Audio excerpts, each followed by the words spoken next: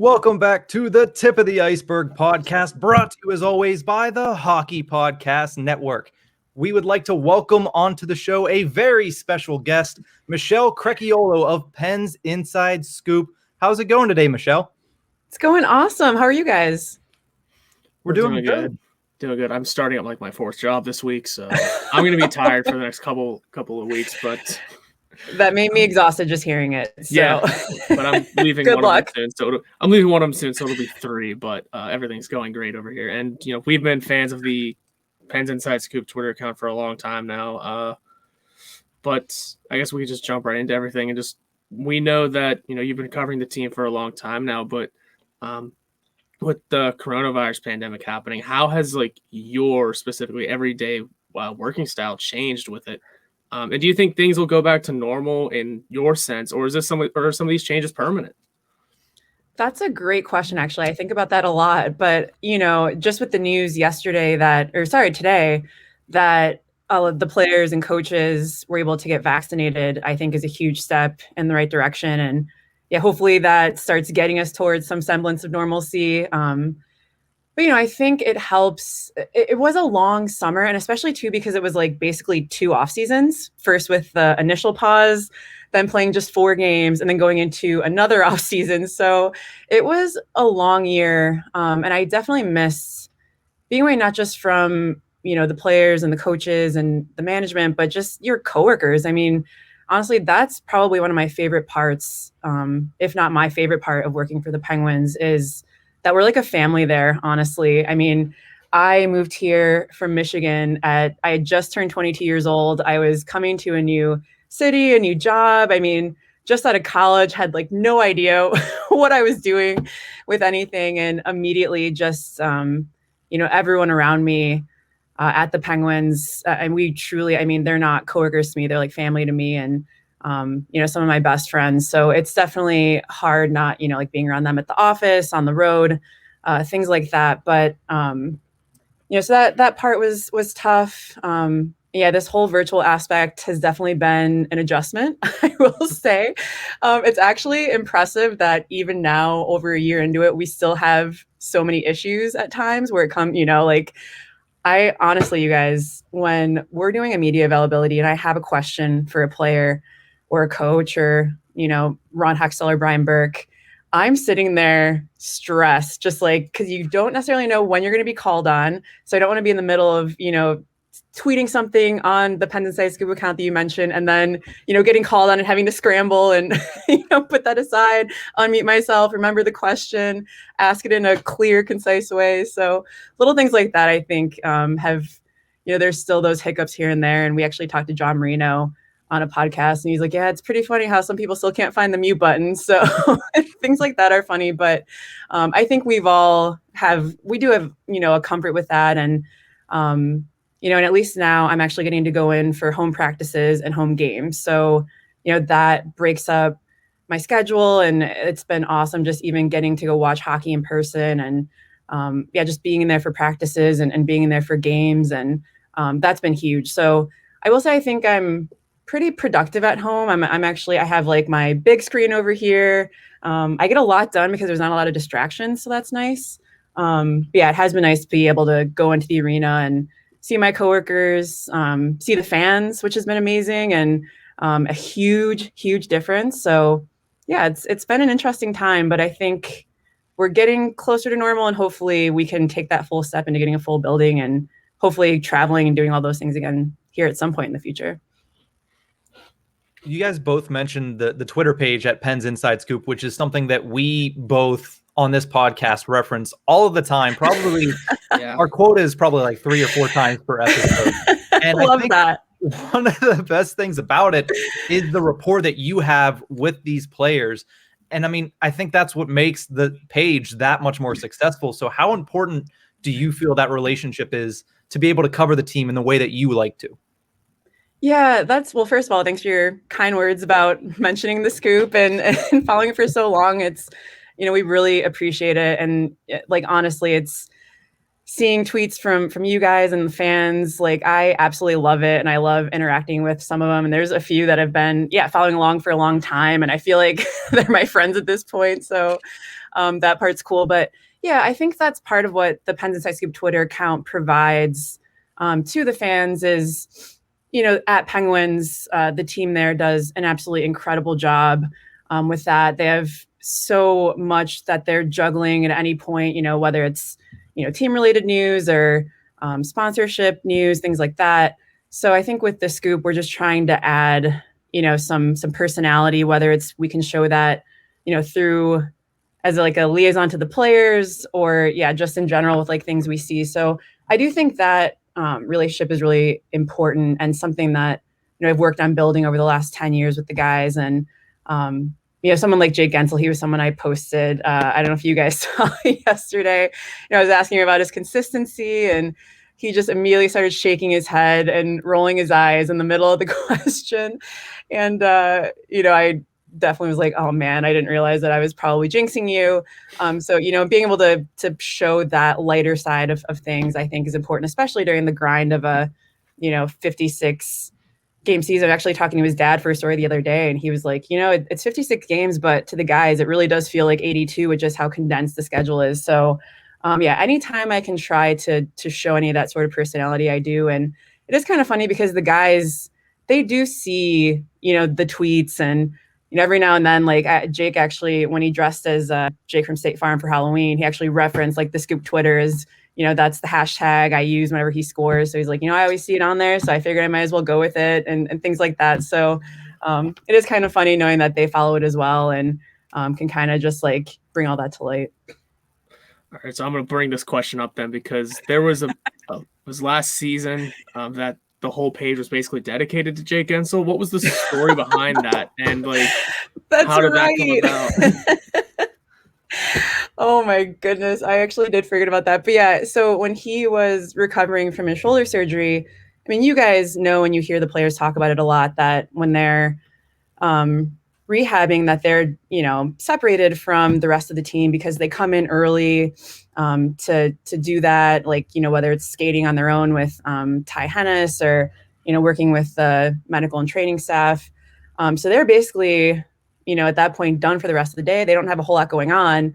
So Jake, I think maybe was just bored, just hanging around the rink just to have, something to do, people to talk to. So that was something where, when I wasn't at my desk or like on the road, he would be back there and he would actually be coming to talk to Jen Bolano, who's our vice president of communications. And I actually sit like kitty corner from her office. So like that whole communications content crew all sits together. So I think, if we ever weren't there, he saw his opportunity to pull a few pranks here and there. So the funniest, I did come in one time and the media guide was open to like his page in the thing. And then he had pulled his bobblehead out and like put it on my filing cabinets. Like that was one little thing that he did. But then he did decide one day to come in and change my background and of both my laptop and my big screen to his headshot. And then after we decided that, like if he wanted his headshot to be so many places, we might as well change our avatar to his headshot as well. So we went with it. And I feel like we kept it for a while because I want to say he was on a pretty good. No, that must have been a different time because he was injured. That might not have been the same time. I think it was up when the shutdown started. So I think like there was no reason to really change everything. At least that's how I recall it. And it just kind of stuck the entire break. Yes. So things had to change back.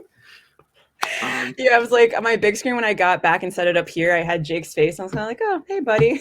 Just hanging out, doing some work with 59 right there. So yeah, he's definitely someone that, I've really enjoyed I remember being there the day he was drafted in Philadelphia and just following him from there. And he's definitely someone that, enjoys, he's so great with the staff and just really building rapport with everybody here and really just like loves having fun with all of us and, just joking about like us, like jinxing him and he won't answer questions if they come from like me or Josh Getzoff because he thinks we're bad luck and things like that. So he's definitely really fun and someone that we always enjoy interacting with for sure.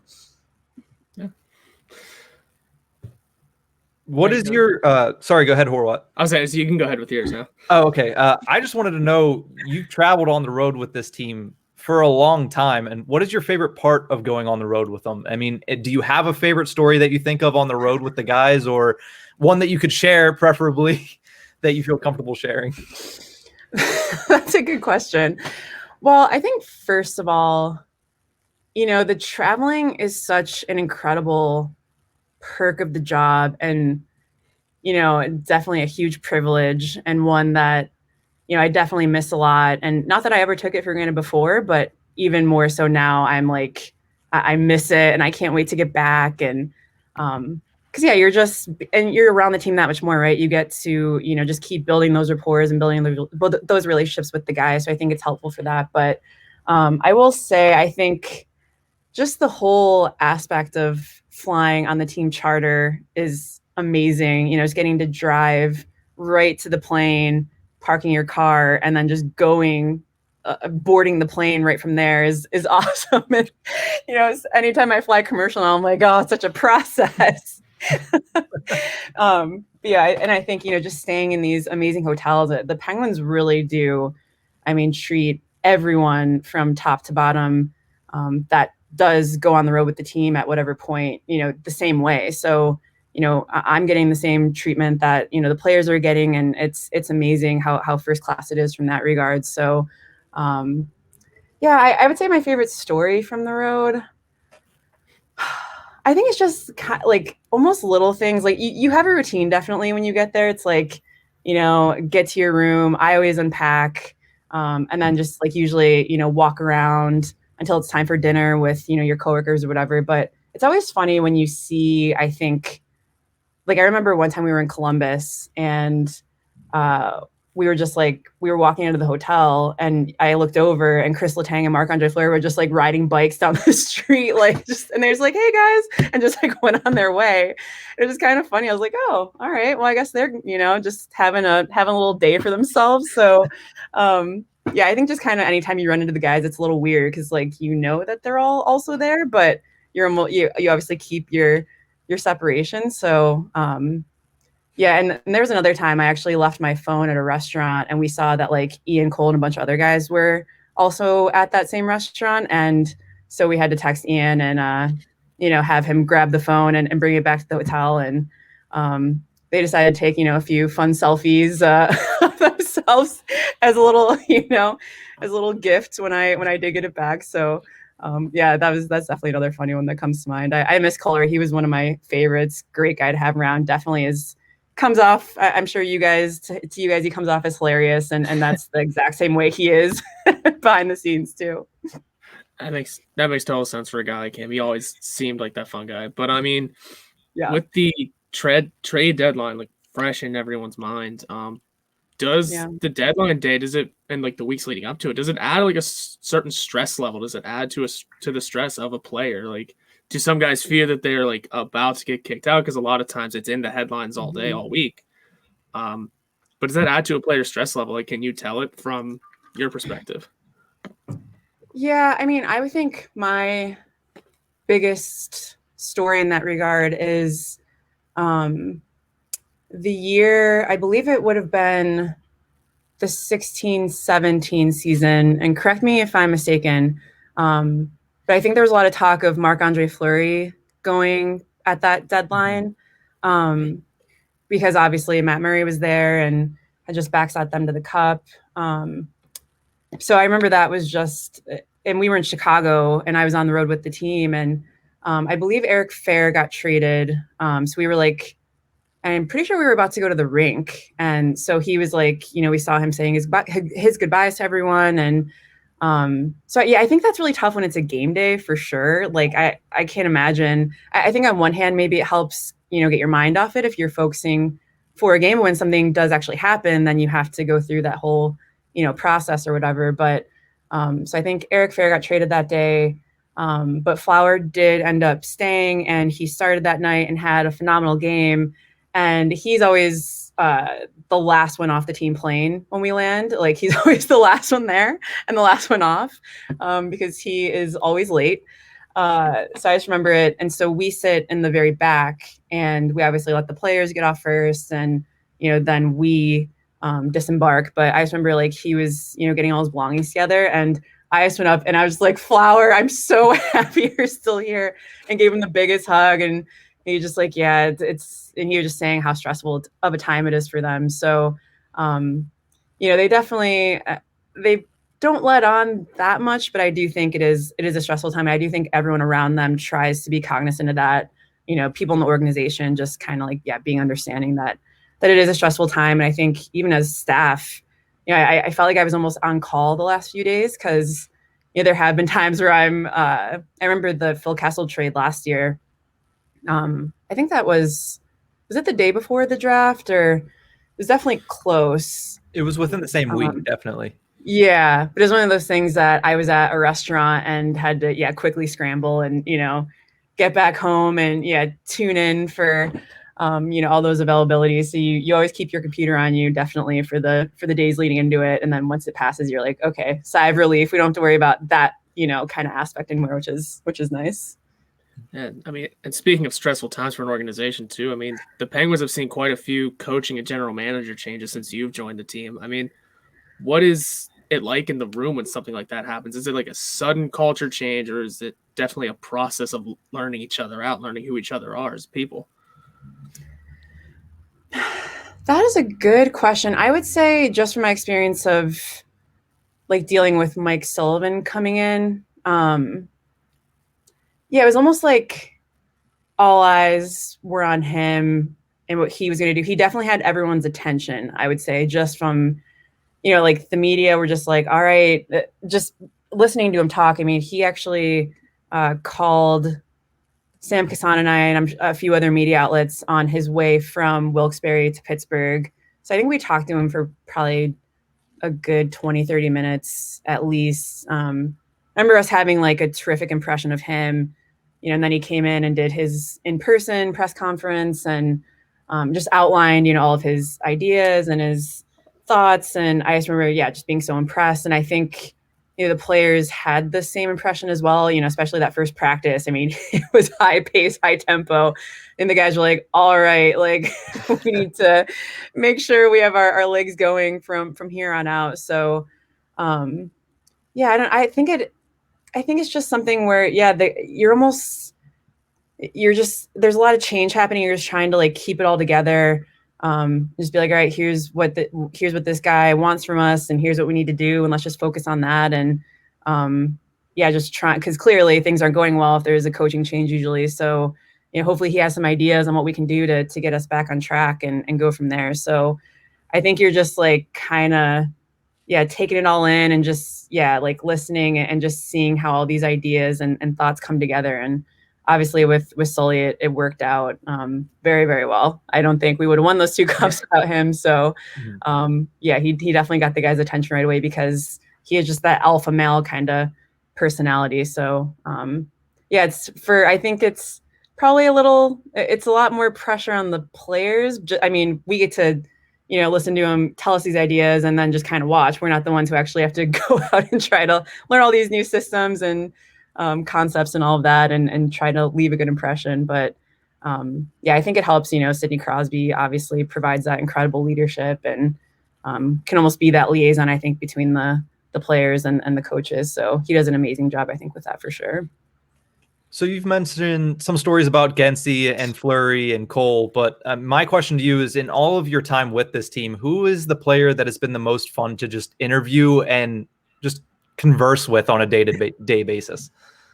Well, I think Gino would be my favorite player to interview, I think, just because he's always so candid and honest and funny. Like, he's hilarious. I feel like he's always got a joke to throw out whenever we talk to him. So I would say he's up there. I will say, just in terms of conversing with guys, that Matt Murray was someone I always loved just sitting and chatting with. He's such a smart kid and has such a good head on his shoulders. And, I think obviously with his involvement with being like the You Can Play ambassador and auction, like he's so like involved with the community, like wants to do what he can to help. And with all that coming from his dad, James, who was a lawyer before he passed. And so, we had a lot of interesting conversations about, different topics like that weren't necessarily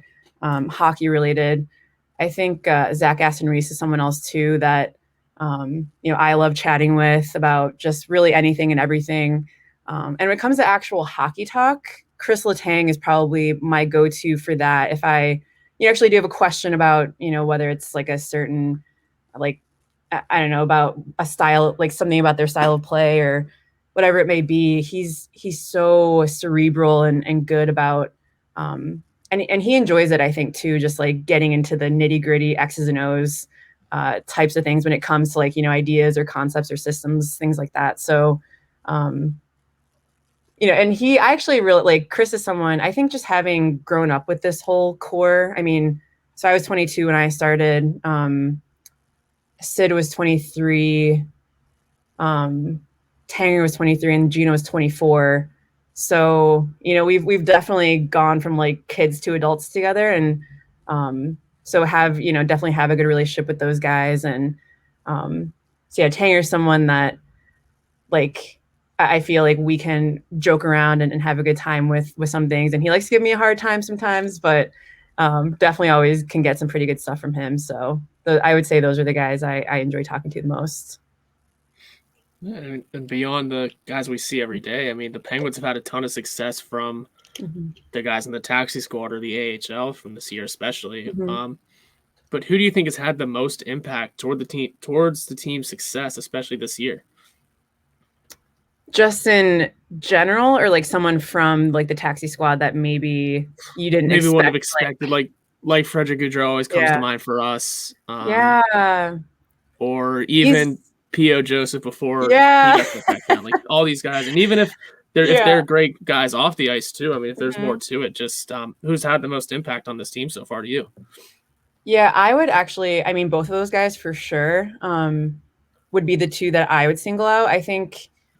Something that stuck out to me is Evan Rodriguez the other day was talking about how Radim Zohorna has been fitting in with the group, just the culture shock and everything like that. And he specifically named Freddie Gaudreau as someone who like went out of his way to make sure that Radim was comfortable and which helped him in turn be more confident. And even when Radim scored his first goal, I'm sure you guys probably heard him say like, I got to play with my friends, Freddie and Anthony Angelo, and that helped me, that made me feel better. So little things like that, I think has been great. Like, I remember just being blown away the first time that Freddie did media availability, just like the perspective he had on everything. And, saying like, yeah, it's not easy practicing, not playing, especially since it's been so long since I played in the NHL, but I'm just happy to have a chance to be doing my job. And I know some people aren't as lucky. And so I think, people hearing that, especially those who have lost their jobs probably felt really like, heard and recognized. So I don't know. I just thought that was really cool. And he seems like such a great guy. And then P.O., you guys, we adore him at the Penguins. Just like he truly is like, I know that I feel like I kind of say that a lot when it comes to guys that, like he really is a great guy off the ice, and I don't, want it to become like a cliche, but it really is true when it comes to P.O. Joseph. Like, I think the best comparison I can make is that he reminds me a lot of Marc-Andre Fleury, not only just because they're both French-Canadian, but the way they always have a smile on their face, are just so happy to be there. P.O. is someone that like just didn't even want to get off the ice. He just loves it so much. And I really respect too that he like wants to showcase his personality and, just let the fans get to know him better. Like he has specifically said that to me, when we've done interviews. I actually wrote like a getting to know type of feature. That's up on the website, but you could say like, yeah, any way I can share, basically any way I can share like parts of myself so that, yeah, like fans can get to know me better, or I can bring attention to this or do that. Like he's happy to do it, which I think is a refreshing thing. He's one of those kids that's grown up on social media, and he said that, there's times he'll spend hours on TikTok. And so I think it's good to have, people like him and Kasperi Kapanen those younger guys, I think that's part of the reason why there's such a good chemistry in this room right now, because you have these older veterans, obviously like Sid and Gino and Tanger, but you do have these kids coming in that I think do keep them young a little bit, which is great. So, I think it's been a really, really good chemistry in this room. And I think it's apparent even from being on the outside of the bubble and not even being around them, just from watching them at practice, the way they're there's like this one drill they do at the end. I've been trying to find out what it is, but when someone scores, they lose their mind like they've just won the Stanley Cup, and it's the funniest thing to watch. But like that's kind of just evident every time they're on the ice together. And I think Freddie Gaudreau's the one that mentioned that before, like when asked about how special this team is, like, everyone really is just so happy to be around each other. And, as Ron Hextall said, it's part of the reason you didn't want to mess with the chemistry of the group too much. So, it's been really cool to see them gel, which hasn't been easy, with all the restrictions that they have. At the beginning of the year, they had to be socially distanced and even in the back and working out in smaller groups and not being able to hang out outside of the rink, things like that. So, but it's been great to see them kind of overcome that and really gel together. It's funny that you mentioned P.O. Joseph and Horwat brought up the Jake Gensel takeover on your Twitter, because actually earlier in the season when he was having his run, we switched our Twitter account to the P.O. show for like a week, and it was just his headshot with our logo behind it, like faded. And even on the show, we announced it as "Welcome to the P.O. show," aka Tip of the Ice-Burgh podcast, and we just ran with that for a week. I absolutely love that. I don't know how I missed it, but I give you guys stick taps for that. And it really did feel like the PO show for a while in a good way. And I think he made such a good impression. And I feel like he's going to be a team leader for this group, down the line. But like even little things, like he helps the other rookies out. I actually talked to Drew O'Connor's parents for a story, and they were like chirping him a little bit about how he wanted to wear his puffer coat on the plane and carry this like Dartmouth duffel bag, and Pio actually like went and lent him a pea coat so that he looked more presentable on the flight, because they're like, you want to make sure you adhere to the dress code type of thing. So it was just funny that like Pio had his back and was like, yeah, hey man, here's a coat, like don't worry about it. So I think he's definitely a big part of the future for the Penguins for sure. That's good. And you had also just mentioned that these practices where they all seem to have this camaraderie and real joy to play with each other. Is there a real story behind the Mustache Boy coming back, or is it just kind of something that happens? Because I can only think of 3 people that could have come from, and I don't see any of them really doing it. It's funny you bring that up, Nick, because they were on the road recently, and Tanger talked for the first time after that practice where he came out with the mustache on or whatever. And it was one of those days where they were trying to get out of the rink. Like they're trying to make the bus. And I actually had my hand raised to ask Chris specifically whose idea it was, because I did want to say like it could only be like you, Sid, or Gino. Like you literally are the only guys left from the first Mustache Boy era. But there just unfortunately wasn't time to ask the question, but I do have it in the back of my mind, and I will at some point get to the bottom of it. So you guys can rest assured that I will try and find out who the culprit is. I think if I had to guess, it would probably be Sid. I don't know if they'll actually tell us, but Plus, I mean, Gino was hurt too, so it's not even like he was there. Right. Exactly. So. I mean, especially because those guys, like, it's fine for them because they know they're going to score. They don't have to worry about it. So, hey, coach, let's do this competition. We know we're going to win, so someone else can grow a mustache. So I did think it was good that Tanger kept the mustache in solidarity with Dumo and to try to break the losing streak in Boston. So.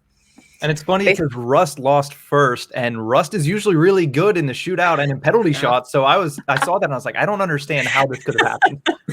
I know. I wonder, he must have went and just burned the stick after the shootout, never using this twig again, because he definitely is not a guy that he's usually pretty good in that situation. So I was definitely surprised by that for sure. Not as surprised by Dumo, but 4-game point streak, though. I mean, yeah, it's true. Well, Michelle, we want to thank you so much for your time. I do have one more question, but we are very gracious that you gave us your time here on this afternoon, especially after the heaviness of the trade deadline. I know you've been busy the past couple of days, but you mentioned kind of growing up through the game with Sid. And early on in his career, he was kind of, nobody knows his personality because he keeps to himself, and he still does relatively, but there's still cracks where we get, oh, this is kind of his personality. He went on Spit and Chicklets, and that kind of blew the doors open on what his personality could be like. Yeah. So do you have a particular Sid story that you kind of keep in your back pocket or all? I can tell you my favorite Sid story, because it's just like a true indication of like who he is as a person. Yeah, so like in 2016, I was in San Jose, covering Game 6, and so like my boss, Sam Kassan, he had been there in 2009 when they beat Detroit, and he said his biggest regret from that time was getting so wrapped up in his work and the covers that he never took a second to like just take it all in and truly enjoy it, because you just never know when it's ever going to happen again. So credit to him and to our boss, Tom McMillan at the Penguins, who just said like, hey, yeah, like obviously make sure you do your work, but also like make sure you like just try to enjoy it too, because as staff, we're obviously not out there lacing up the skates and going out and playing. And as Sully says all the time, this is a player's game, and obviously none of us say that we take any semblance of credit whatsoever, but we are along for the ride, and it is a lot of long nights and weekends and missing holidays and being away from your family and little things like that. So so it definitely was something that the Penguins were like, yeah, like just make sure you soak it in. So we finished our work that night and went down to the locker room. And the way like the locker room, the visitors room in San Jose is set up, it's like a narrow entrance that like goes to the far wall, and then it opens up into like the big main locker room. So there was quite the crowd, like packed into that first like tunnel like entry. And there were obviously like a ton of people just packed into the room in general. So we came in, walked in a little ways, myself, Sam, and Jen Bolano, and just, tried to stay off to the side. Like, obviously this is like the players' time and, for their families and friends, and just wanted them to enjoy it. But we did just, want to just like see it for a few seconds. And Sid, like he's holding the cup for everyone. He's pouring it for everyone. Like guys are just like, screaming, and like champagne and beer just flying everywhere. You like can't see a thing. It's so you're like constantly like wiping the, like alcohol out of your eyes. But like Sid had the wherewithal like to spot us over there, and like he called us over by name to come and drink from the Stanley Cup. And like it was to the point where we were just like, is there another Michelle, like Sam and Jen in here? You can't be talking to us. Like, this is crazy. And like, it felt like I was floating like out of my body. Like, it was like I was watching myself, like Sidney Crosby, the captain of the Pittsburgh Penguins, one of the top 5 players of all time, just called me over to drink from the Stanley Cup in the locker room celebration. And like, I still to this day can't believe it happened. But that's just something where, like for him, he truly does want everybody to be a part of it. And so, he gave me that lifelong memory that I'll cherish forever, probably more than anything else from that whole run. Like that's what sticks out of my mind the most. And it was him that like, gave it to us. And so like, I know like that's just one thing that like, I think that's my favorite Sid memory. That like comes to mind, but he just truly is like, he is the consummate like player, leader, captain. I mean, going into his 1,000th game, like, I did write like a feature about him that I was just like, this is my time, my way that I can show him how much I appreciate him and show like the hockey world how incredible he truly is just from like the glimpses that I've had over the years. Yeah, I mean, I could sit here and talk your ears off about how awesome it is. And like, we would literally be here all night, probably, you know, for the next week. But yeah, he really is. I truly cannot say enough about him. And he's just the best. I'll just end it at that. He really is the greatest in every sense of the word. Well, thank you for sharing that moment. Thank you for sharing everything that you've shared with us in this brief 35 minutes. I feel like I could talk to you for the next couple of weeks. You have so many stories. You have such a wealth of knowledge on the team and the sport itself. So thank you again for joining us. Let our listeners know where they can find you, obviously, at Pens Inside Scoop, and what you have coming up feature-wise for the Pittsburgh Penguins website. Yeah, well, first of all, thank you guys so much. And I'm sorry I've been talking your ears off for the past You're fine. 35 minutes. But yeah, it's truly a pleasure to be talking with you guys. And you had some awesome questions, which I appreciate, obviously, usually being the one that asks the questions. So amazing job there. But yeah, you guys, Penguins fans, can, on the official team website, that's where all of my features are. I actually have one coming up in the next... There's not a set timeline for it yet, but it involves a new pastime that the players have on the road. So it's definitely going to be one you're not going to want to miss. It's something that I think is going to be surprising to a lot of fans, but it's really cool. So that one will be coming up soon, hopefully. And then so any other features I have will be on pittsburghpenguins.com. Can follow me on Twitter at Pens Inside Scoop. And then a half hour before every game, I do a radio hit with Paul Sagerwald on 105.9 The X. So you can hear me talking some more about Penguins related stuff if you haven't gotten sick of me yet from this past 35 minutes. So yeah, there's a few different platforms. So yeah, follow me there and please tweet at me. I love when people, you know, send me messages on Twitter. So be happy to hear from everyone. And if there's any features you guys would like to see, you know, in the future, please let me know. Like, I think like that's who I write them for, are the fans. So if there's anything you guys are interested in that you want to learn more about, like, please let me know and I'd be happy to explore it further. You might have just opened up Pandora's box. That's all I'm going to say. But thank you one last time. We really appreciate it. And we hope to talk to you again soon. Yes, I hope so too. And thanks again for having me.